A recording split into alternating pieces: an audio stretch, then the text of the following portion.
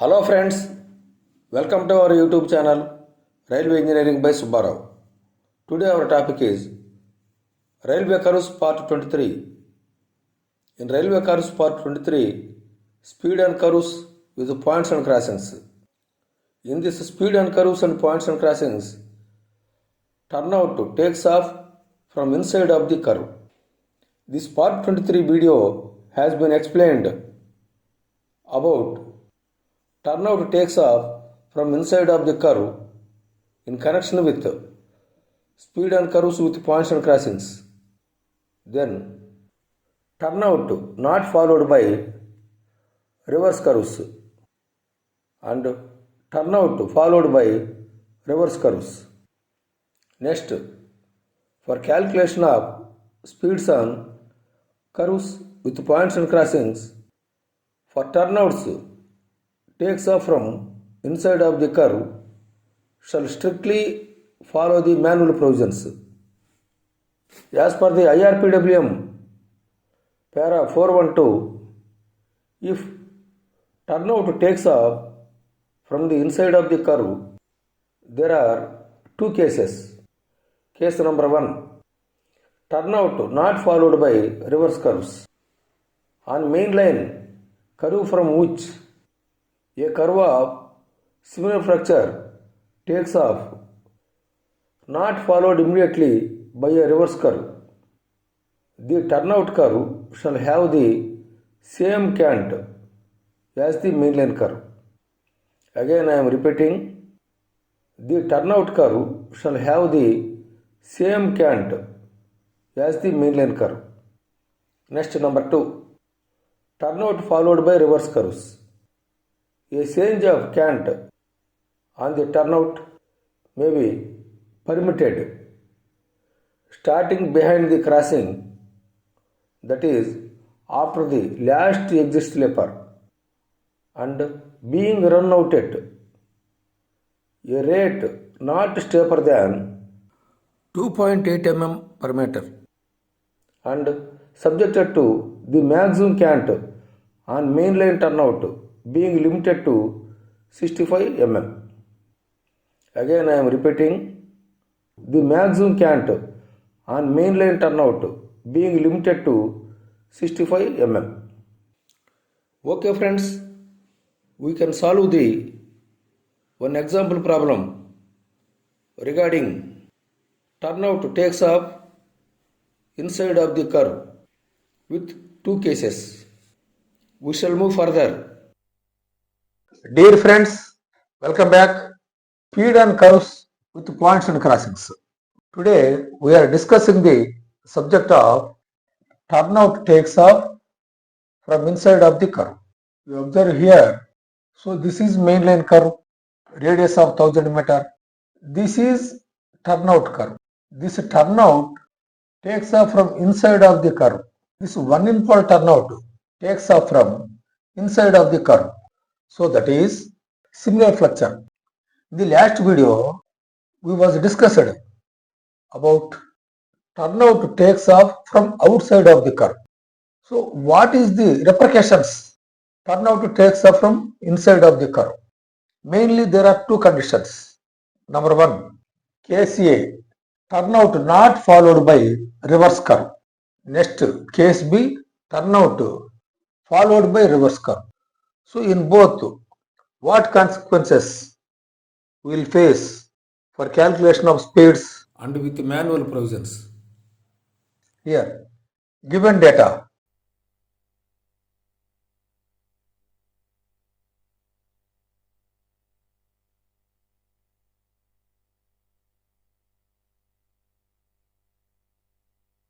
number 1, radius of mainline curve is equal to 1000 meter.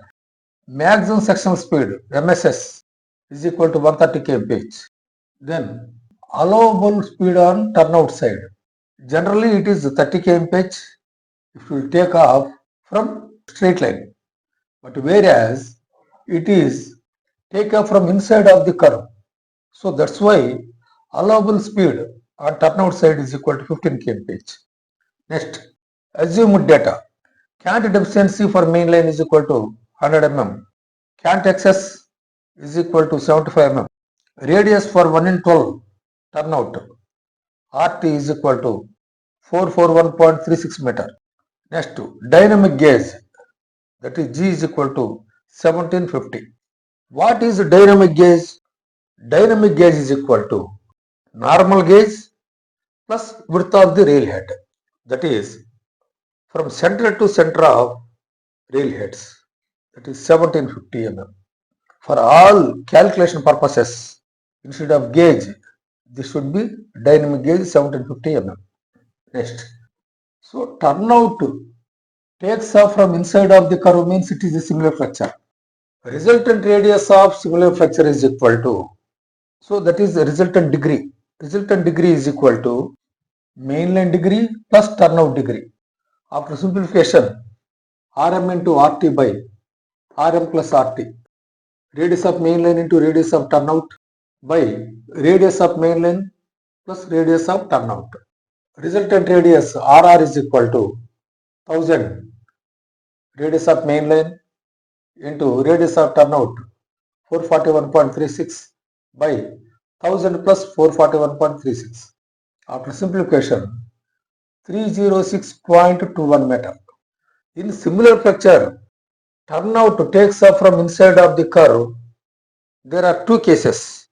So first we are discussed about case A. This case A, turnout not followed by reverse curve. Equilibrium speed of turnout curve at the speed of 15 kmph. That is C is equal to Gv square by 127R. G gauge, dynamic gauge 1750 into V square means 15 square by 127 into R. R means resultant radius, this one. After simplification, 10.13 mm. Next, cant for main line. With cant excess of 75 mm, the actual cant permissible on main line, actual cant on main line is equal to equilibrium cant on turnout plus cant excess. Equilibrium cant on turnout 10.13 plus cant excess 75 mm, 85.13 mm. The maximum permissible speed on main line for fully transitioned curve Vm is equal to 0.27 into square root of Ca plus Cd into Rm, that is radius on main line, that is equal to 0.27 into square root of Ca 85.13 plus Cd, cant efficiency 100 into mainline radius 1000 meter. After simplification, 116.17 kmph. Speed always is lower limit with the multiple of 5, say 115 kmph. So maximum permissible speed on mainline curve is equal to 115 kmph. But whereas maximum sectional speed is equal to 130 kmph. This maximum permissible speed is less than maximum sectional speed. So permanent speed restriction to be imposed, that is PSR to be imposed. This is case A. Next, case B, turnout followed by reverse curve. If turnout followed by reverse curve, as per Indian Railway Permanent Way Manual, para 412 of 2, the actual cant is restricted to 65 mm only, because on turnout side, after exit the crossing, the rate of change of cant not steeper than the 2.8 mm per meter. So that is the purpose. The actual cant on main line has been restricted to 65 mm only. So therefore the actual cant is equal to Ca 65 mm. Now maximum permissible speed on main line with fully transitioned curve 0.27 into square root of Ca plus Cd into R. 0.27 into 65 actual cant, Cd 100 into mainline radius 1000. After simplification, we may get 109.67 kmph. Say it is 105 kmph. speed is always lower limit of the with multiply of 5. So which is less than MSS, maximum sectional speed of 130 kmph. So permanent speed restriction, that is PSR, to be imposed for 105 kmph. Okay friends, thank you for watching this video. If you are interested, kindly like, subscribe, share your friends group and ask them to subscribe such more technical and valuable videos. Thank you very much.